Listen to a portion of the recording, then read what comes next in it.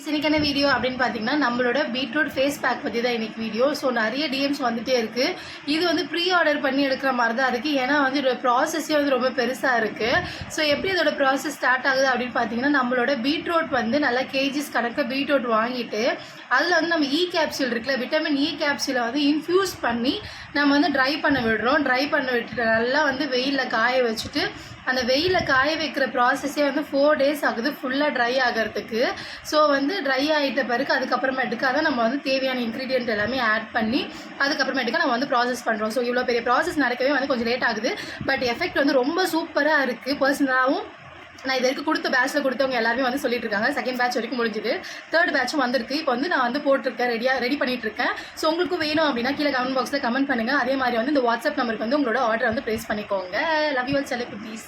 நம்மக்கிட்ட வந்து 100 grams start ஆகுது. ஸோ வந்து ட்ரை பண்ணி பார்க்குறவங்களெல்லாம் கண்டிப்பாக வந்து ட்ரை பண்ணி பார்க்கலாம்.